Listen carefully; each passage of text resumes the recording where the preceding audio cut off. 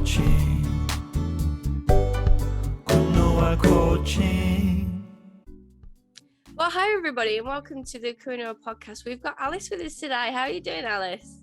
I'm really good. Thank you so much for having me, lovely. Really appreciate it. I am really keen to get into this topic of time management because I think it's something that everybody just wants to do better at. Do you want to kind of give our listeners an overview of kind of who you are and how you got where you are? Because I think that's really important backstory to what we're about to talk about. Absolutely. Yeah. Well, thank you for having me and thank you for listening. My name is Alice Dartnell. I'm a life and success coach. I predominantly specialise in time management, but not in your traditional sense. I specialise more as energy management, using our energy management for time management. And this is a topic that I have grown into loving from my own experience, because I've always been a bit of a time management geek, and my passion stemmed kind of way back into from my early 20s, and I always had this sense of I wanted to maximize my time and make the most of every single minute. And unfortunately, there's a bit of a sad story to that, because I'd suffered really badly with depression and an eating disorder for kind of almost a decade. And when I started to recover, I was like, Jesus, that's a lot of time that I've not shown up as my full self or my full potential. So I became obsessed, and I don't use that word lightly. I became obsessed with time management after that, because I was like, I need to make up for lost time. And also I had this sunny kind of realization how precious life really was. So I didn't want to waste another minute. So I became super productive, really efficient, really effective, read lots of time management tricks and hacks and all that. So I became the queen of time management. I planning, prioritization, juggling multiple workloads, all that kind of good stuff. And then in 2019, I burnt out. And I suddenly had this moment of, I'm really great at time management. So why did I burn out? What went wrong? And when I started to recover from that, I realized I'd neglected me, and I hadn't looked after me. I hadn't prioritized me. I was a yes person. I couldn't say no. I was a people pleaser, perfectionist, control freak, you name it. And actually, because of that, I was giving, and I was never refueling the tank. So when I look back at it, it was bloody obvious that I was heading for burnout, but I never saw it into the day-to-day because I was so good at time management. I was never late. Deadlines were always met. So, someone like me possibly would never, ever burn out. And then when it did happen, it was like, oh, hang on a minute, it's a bit of a wake-up call. And that's what led me to realize that actually it's so much more than time management. It's actually about energy management. It's quite interesting, isn't it? Because there's a lot of people that when they go to work, they're kind of just busy and it's just this busyness that happens. And then there's other people that are trying every single thing, different calendars, different ways of how do you schedule things and lists, and everybody's doing something different and they're all trying to kind of maximize their time. I found that you can only do that to an extent, because these productivity tips are only going to get you so far. Because like you say, if you're not going to look after yourself and you can't prioritize, it's like, does anybody schedule luncheon, and does anybody schedule time for themselves? And then it's like, why am I burning out? I mean, I can't say anything because I've done exactly the same kind of stuff and said yes to everything. So what do you think the basic kind of starting blocks are for somebody to, I'm not sure if you use the term work smarter, but not work harder and not more optimized, but how to kind of work better? Yeah, okay. So for me, it always boils down to the energy management. That is not just about time management and planning in the traditional sense of okay, 9 a.m. I'm doing this, 10 a.m. I'm doing that, 11 a.m. And that's typically what we do in traditional time management. We think we need a plan, we need a schedule, we need a productivity app or whatever. But that focus is very much on efficiency, but it doesn't actually focus on effectiveness, or is that the thing I should be doing anyway? And there's that saying there's no point climbing a ladder if it's up the wrong wall. So for me, it always goes back down to the energy. And as a starting block for anybody that's looking to improve this, or perhaps this is a new concept for you, I'd say the first thing that you need is awareness, because unfortunately, everyone's different. So there is no magic pill. I can't say this is the way to do it. The first thing is to raise your awareness, and that's by knowing what your energy fillers are and what your drainers are, because we're all going to be different. So what fills me up with energy might actually be a drainer for you. And the problem is, when we have too many energy drainers in our day, in our week, in a month, that's when we're depleting the tank and we're not refilling it. So I'd say my first step for getting off the starting blocks when it comes to improving your energy management and your time management is just create a bit of awareness. And yeah, just think about what fills me with energy, what depletes my energy. And you could even go as far as like creating yourself a bit of an audit, documenting day by day. I did my admin and my accounts, and oh my God, I felt knackered afterwards. Or I went for a walk and that really energized me. And then you can kind of start getting a bit of a picture of what's your energy drainers and what your energy fillers. But that would be my starting go-to. Would it be wrong to kind of schedule in time for yourself? Say if you're working at home and you say, no, 1 o'clock, I want to go for a walk for an hour because I know that'll help me out. Is it wrong to schedule yourself in? Oh my God, no. If anything, it is a must. Like, I always say to people, typically time management gurus will tell you to schedule the most important things first, like the urgent, the deadlines. I think everyone's probably heard of Brian Tracy and Eat That Frog. And I'm afraid I disagree. For me, it's not about prioritizing those most urgent, critical things. It's about prioritizing you first, because you can't fill from an empty cup. So for me, it's okay, prioritize that time for you. They're your non-negotiables. So all those good things like meditation, going for the walk at lunchtime, getting some fresh air, it could even be like a 5 minute just get a cup of tea and breathe. All those things we think we don't have time for, those are the things that have got to go into the diary first. You've got to preserve your energy. So absolutely, I don't think it's wrong at all. I think it's a necessity, especially in this modern day and age where perhaps we're working from home, so there's boundaries are blurred, or we're working across. I certainly know now that I'm based in Valencia, I've got a team in Cambodia and Canada. I've got clients in America all the way to the Middle East. Like, I'm on literally every time zone. So we now live in that kind of borderless 24-hour always on culture. So I think it is even more important to schedule in that time for you, rest, recharge, because if you don't make time for it, you'll never find time for it. It doesn't just magically happen. You've got to force it. You've got to make it happen. One of the interesting things that you said there as well was about auditing. And one of the things that the only way that I've been able to manage my time better as a director is to not only schedule myself in first, so my own working hours, my lunch breaks and everything like that, but also to audit, because when I did this, I found out that I was doing a huge amount of tasks that were just absolute nonsense. And why was I doing them? And what was I getting from them? And then when I was in, groups and I was giving to groups and doing things voluntarily, why am I doing this? What am I getting from it? And I literally cleared my whole calendar and said, I'm done with this. Why am I doing this stuff? What is the kind of technique that you might use to go about trying to figure out what it is that you do and what is working for you and what's fruitful and what's just not worth carrying on with? Yeah, oh my God, I love that share so much. It reminded me actually of one of my ladies who joined my signature time management course, and I forced everyone to do an audit, and everyone obviously was a bit like, oh, I don't want to do that, because nobody wants to like have the mirror held up to them.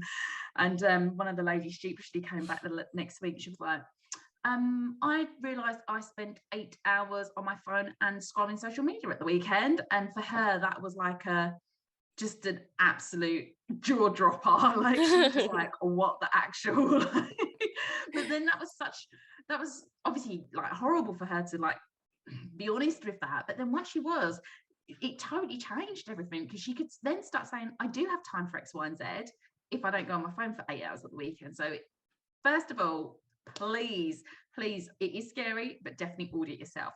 But my starting point for this is just make it simple. If you make it difficult, you're not going to do it. If you've got some complex fancy spreadsheet and some scheduling app and this, that, and the other, and it's complicated for you to go in and log it, you're not going to do it, are you? Just make it easy. It could just be a classic pen and paper and you write it down. So I don't know, it's Monday, you've done team meeting, you've done an admin, you've done accounts, you've done emails, just jot it down, how much time, and then at the end of the week review it. How much time are you actually spending on X, Y, and Z? Was it worth it? It's simple as that. I personally am a bit of an Excel geek, so I do actually log. I always kind of audit myself and keep a log of time, and I do it in Excel just purely because it adds it up for me, and I'm dyslexic and dyspraxic, so that's not my forte. So I prefer somebody else to add stuff up. So I personally do it on Excel, but you don't have to. Just make it simple. Pen and paper would do. Just make sure you reflect back and really question, is it worth it? Like, am I getting return of investment from that activity? And if I'm not, then maybe I need to do something about it. But on the flip side, also look at the activities you're not doing because you think you don't have time for it. Maybe that's like quality time with family, maybe that's things like exercise. You think you don't have time for it, but then actually that is a return on investment and you're going to gain something from that. And you probably will have the time for it because you're probably doing things like mindlessly scrolling social media without you realizing. And then we can kind of redirect that time. I think there's like a bit of a psychological thing there as well, where we Yeah. try and make ourselves busy and we want the stuff on our CV, but actually you can get to a point where you're saying, but if I give this up, what am I going to do next? And what's going to happen next? And what happens if doors don't open for me? And I think that's the key between Yeah. what are you doing and is it useful to you? Because if you stop doing the things that are useful, you've actually got time to go and find things that are useful for you. So it's not a case that the next door is not going to open. It's which door do you want to choose when it does open? Because 9 times out of 10 more will open, and then it's about choosing the kind of the priorities and the activities, and it's not even like you have to do things and then say I'm going to do them for a year. You could do them for a week or 2 days, couldn't you? And then just say, well, actually that's not working, I need to do something different with that, or I need to focus on something else. Yeah, oh my God, absolutely. So I always talk about like this triangle of time management, and one of those components is choice, because You're listening to the Kuinua podcast. If you want to ask a question to our experts, just go to kuinuacoaching.com and you will find a link to the podcast where you can leave us a voice message or send us an email, and we will ask your question direct to the expert. That's kuinuacoaching.com. Kuinua Coaching is set up to offer mentoring, coaching and courses in leadership, negotiation and soft skills. If you're interested in finding out more about what Kuinua Coaching has to offer you, you can get in touch via Facebook, Instagram. You can type Kuinua into Google. You can email us on kuinuacoaching@gmail.com or go to our website at kuinuacoaching.com. That's kuinuacoaching.com.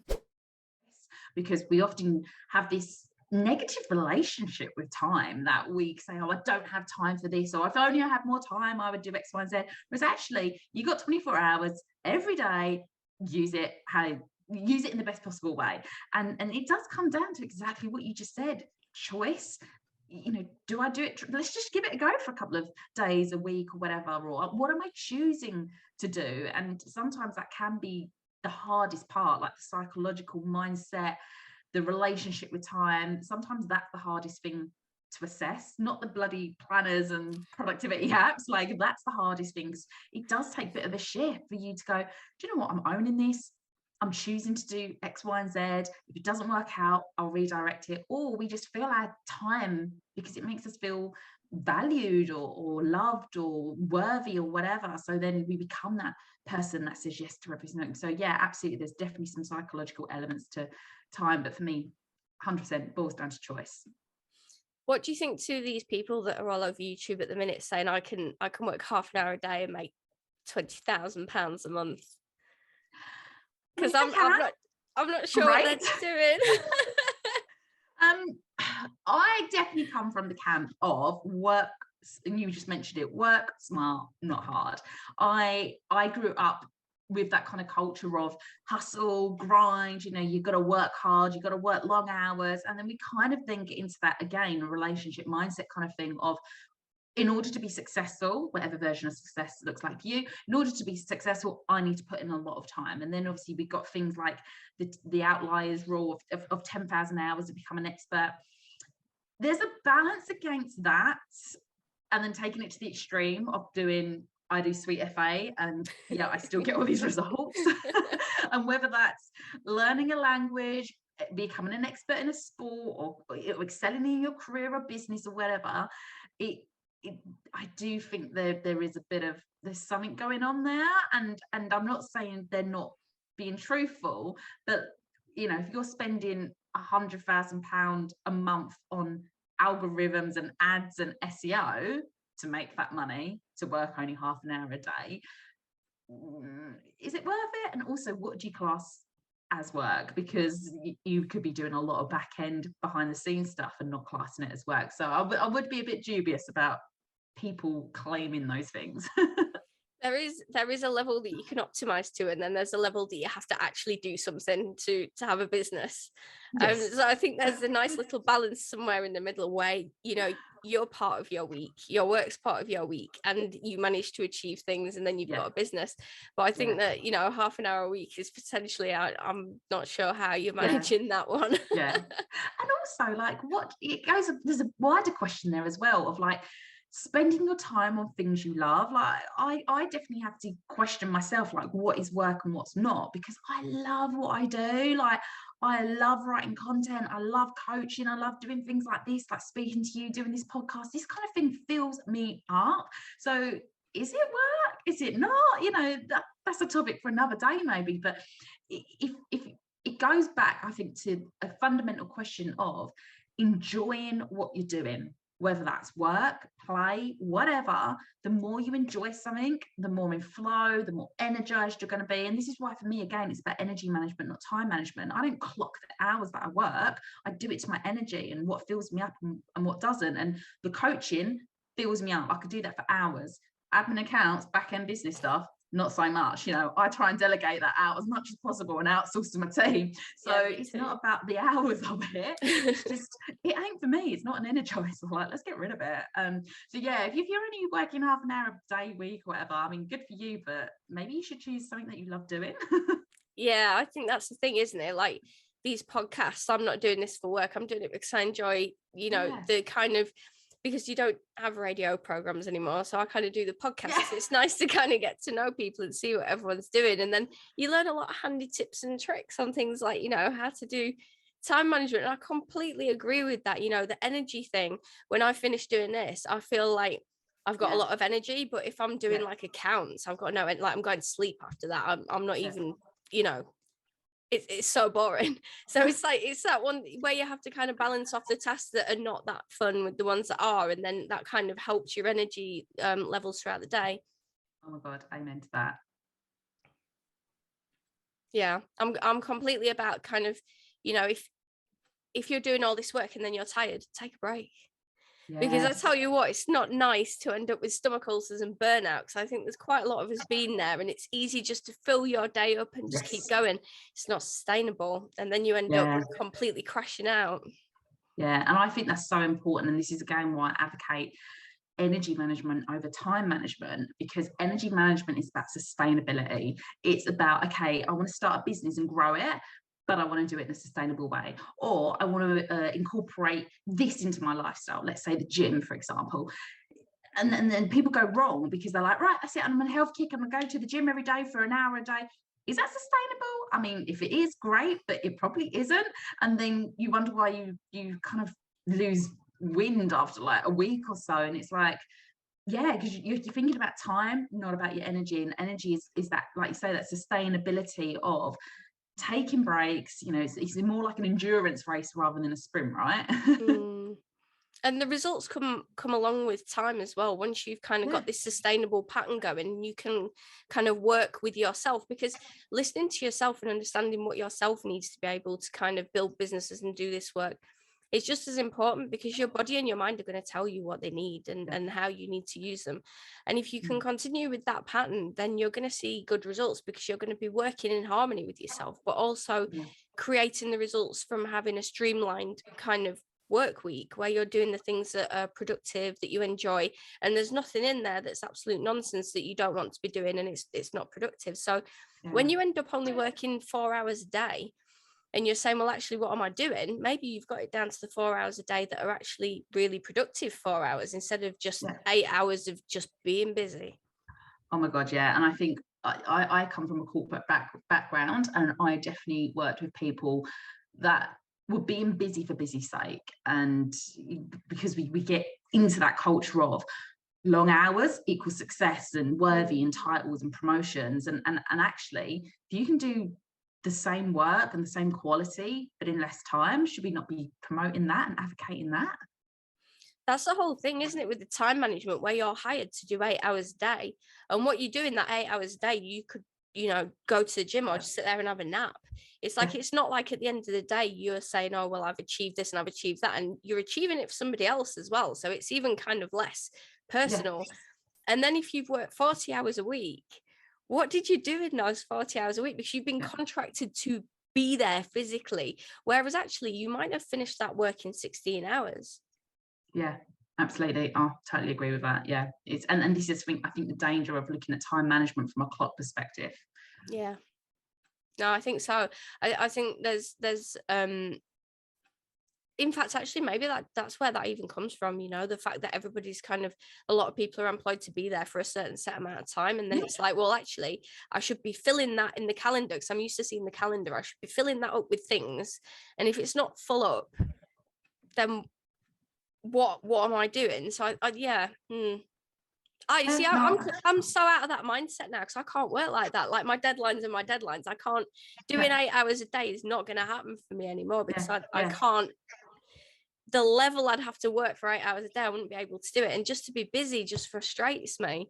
Yeah, and I think I definitely noticed a shift in mindset when you see people going from corporate or traditional paid work like that into having your own business, because you're so right. When you're contracted to, let's say, 40 hours a week, you kind of think, oh God, I've got to pad it out, got to look busy, and you're being paid either per hour or your set salary. Then when you've got your own business, actually you realize there is a limit.